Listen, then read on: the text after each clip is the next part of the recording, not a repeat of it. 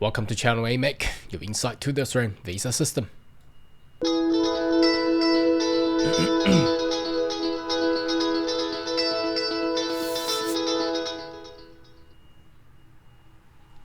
Good day everyone, my name is Carl Young, your online YouTube visa consultant. Are you interested about migrating to Australia? Why don't you consider to subscribe to my channel and turn on the bell on the side so once we have all the updates, you'll be the first one getting all the insight. Now, exciting February of 2023 as I have publicly announced and notify everyone. So expecting a lot of changes and upcoming. And now, yesterday, yes, we have received more favorable policies for international students, also for the graduates. A lot of people have been, comment and query and question in regards to the extended period for the international graduate. Now, we got that now, and also we got further additional hours for international students to actually work and employ it. Well, isn't that great? So all these information are the signs that the government of Australia as a nation is opening up its migration door to more and more international migrants. So let's have a look what we have received yesterday, and I noticed that the news has been spread around, but perhaps a lot of people would like to listen and watch the YouTube, so I'll go into and do some detailed explanation and perhaps just read it out loud for you guys. Okay, now the first information this is coming from the Department of Education. So the extended post-study work right for international graduates, that is great. So from the 1st of July 2023, international higher education, so it has to be higher education. So if you're in the vet doing the diploma and certificate, might not be counted. The graduate will be eligible with the eligible qualification. Now we're gonna go in there and have a look at those eligible qualification with you today in this video. Will be granted an extra 2 years. That is a lot. Now, it used to be only just 2 years. If there's going to be extra another 2 years, that's massive. Now, that's never in the history of the Australia immigration, records.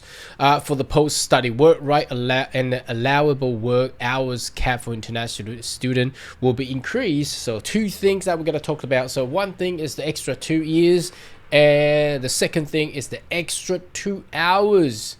Not 2 hours, I'm sorry, 8 hours per fortnight. That's 2 weeks cycle. So the 2-year extension, there will be a 2-year extension of the post-study work right for the international graduates.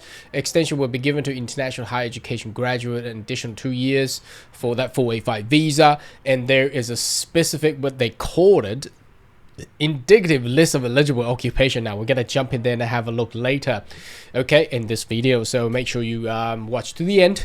Increase allowance of work hours cap from 1st July 2023. So instead of 40 hours or 20 hours per week, there's gonna be 48 hours per fortnight. So what does that mean? So that's divided by 2 weeks. That's 24 hours, additional 4 hours per week. Now that might not be a lot, but it does provide, well, obviously the skill shortage is still there, and also allowing more international students to make it livable, because there's a rise of the living costs and things like that. So additional 4 hours per week or 8 hours per fortnight, that is great. That is really, really helpful. We're gonna go in there and have a look later.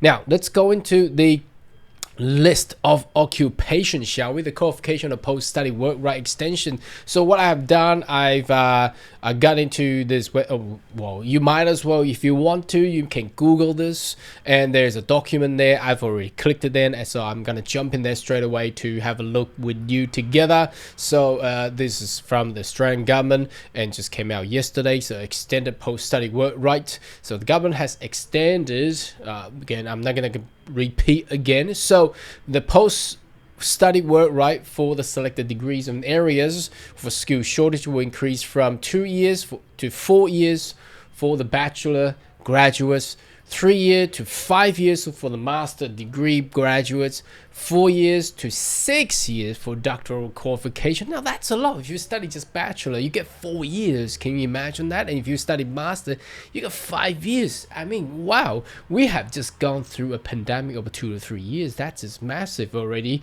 There has been a lot of changes. So imagine 5 years in Australia. Wow, that's a lot. Now that obviously increase the percentage of success skill migration as well, because previously a lot of graduates just don't have enough years to accrue their employments, and I think this will definitely help a lot of international. So look, if you want to come and study abroad in Australia, there's definitely an increased possibility to migrate. The implementation extension and list of occupation demand related qualification were developed and mapping, blah blah blah. Let's go on to the identify occupation from 2022 skill priority list. So list of occupation require for skill level 1 qualification is strong and moderate demand according to 2022 skill priority lists. Labor market rate of S represents identifies skill shortage, so S is for shortage. So let's have a look. All right, that's a lot. Let's have a look. This document is like 14 pages, but let's have a little go through. But obviously, you might want to jump into this web page by yourself to detailedly look into a particular occupation that you are interested in.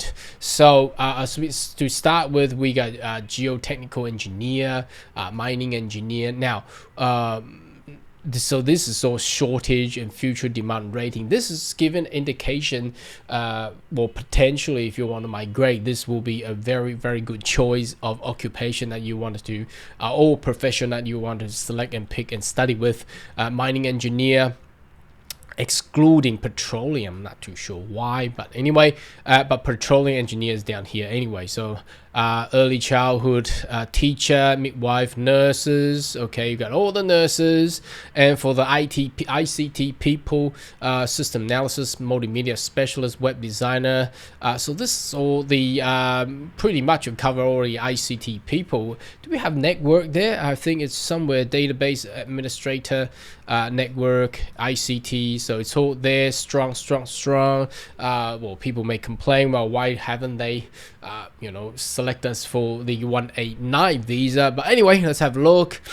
Continue on, project builder, so more moderate. So most of the engineers are in there, although some of them is in the strong rating, but all of them is all in there, so moderate for all the other type of engineers. And then if we go down, there's agriculture consultant. So there's most of the professional occupation are in here, teachers, and then the medical health people, dentists, so in there, general practitioners, and then if we come down here, so that's all the medical and health people, and all the way to the end there's also ICT. So basically it covers, just to give you a little summarize, so it covers the ICT engineers and the health and nursing people. So apart from that, what about accountants and hospitality? We don't know. Let's have a look more. And if we continue to go down, indicative list of eligible qualification list by occupation category. So as we can see, the studies, so you make sure you are in these categories of studies, that so then you will get that additional 2 years. That's what it's indicating with. So if we go back to here, it basically says the extension will given to eligible international higher education graduate an additional 2 years on their temporary 485 visa. View the indicative list of eligible qualification in demand related qualification that are eligible for the eligible extension. So you gotta be in these type of studies. So these courses basically matches exactly back to the occupation that we have just gone through. So you can see bachelor, master of these health and the nursing studies, dental, vets, and then medical imaging, radiologists, psychologists, recovery therapists, optometrists. That's all the health and teaching. So most of the teachings in there, engineering all covered, ICT is all covered there as well, and agriculture. Yeah, here we go. So that's most of the courses that you will wish to pick.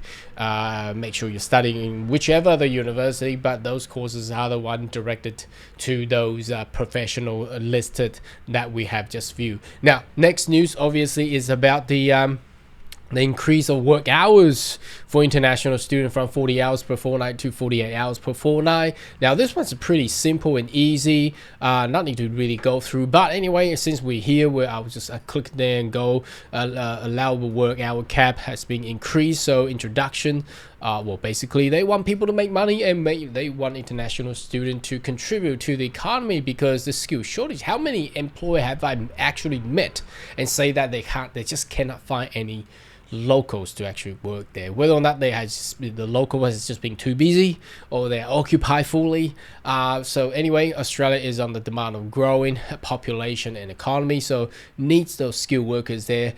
Safeguard international student rights. I'm not too sure how this can be safeguarded, but anyway, the Fair Work Ombudsman is there to actually protect not just the international student but all the workers in Australia. So if you have any arguments or whatever, you can go to Fair Work Ombudsman there. So anyway, the news today, yesterday, the news is actually great coming from the Department of Education, where first, just to summarize, if you have study an eligible or indicative eligible courses or occupation, but this is too long, I don't know. Anyway, just the agriculture, engineering, ICT, health, and teaching. If you're in these fields, great. And nursing, okay, great. And then you get that 2-year extended international graduates work visas there. And secondly, for the international student, so that's for anyone, the work right hour has been increased from 40 hours per fortnight to 48 hours. So